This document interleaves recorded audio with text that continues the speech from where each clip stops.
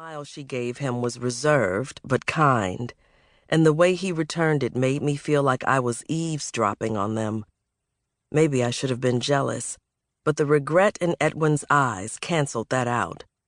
I couldn't imagine what it was like to see someone you had disappointed in such a way. I'd been rude to Edwin for years because he'd made me feel like a silly child. What had happened between him and Bina wasn't even in the same stratosphere.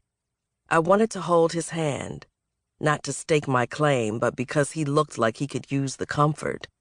I didn't, though. He stood, and she kissed him on both cheeks. Even her greetings were leagues classier than anything I could pull off. She gave me a friendly smile. "Nice to meet you again, Maggie. I hardly recognize you now.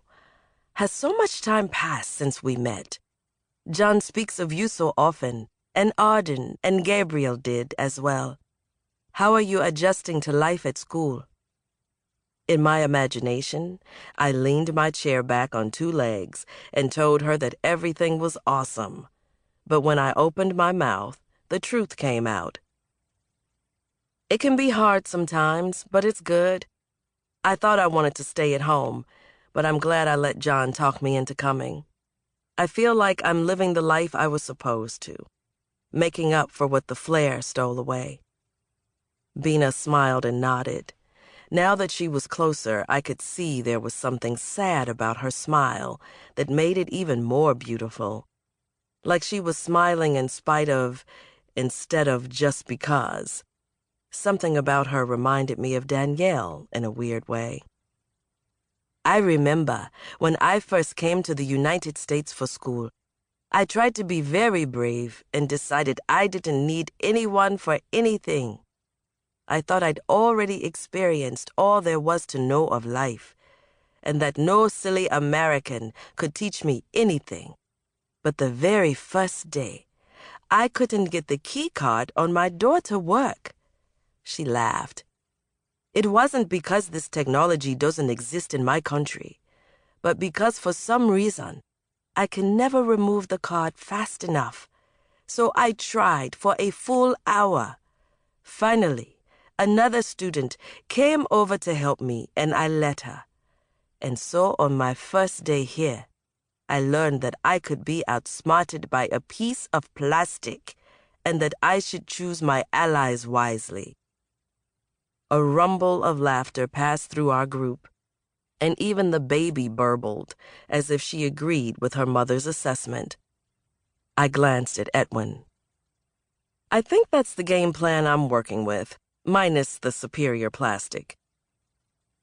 "Is this Joanna?" Edwin's rough voice cut into the conversation. He had been sneaking glances at the baby while we spoke. He stuck a finger of his large hand out toward the little bundle, and a tiny tan hand reached up and clutched his finger. His eyes widened, and he looked from Bina to me with a goofy grin on his face. "She's strong." Bina chuckled and gave the baby's dark curls a caress. "Yes, this is my miracle baby. She has to be strong." "Did you have a rough delivery?" I asked, and then wondered if the question was improper. "No, but this world is designed to crush her. Us." She looked at me in a way that let me know I was included in her statement. "I didn't want to bring a baby, especially a daughter, into this world.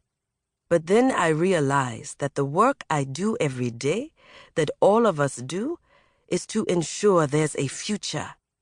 She's my second chance at life in a way, even though that sounds selfish, but we all deserve second chances.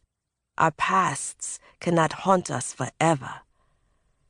This time, her look was directed at Edwin.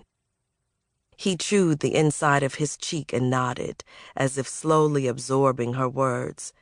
He turned his attentions to Joanna again, making silly faces to entertain her. She was cute, but I knew part of her current appeal to him was that she couldn't talk, and thus he wouldn't have to either. "Hopefully our work won't be in vain." I'll toss it.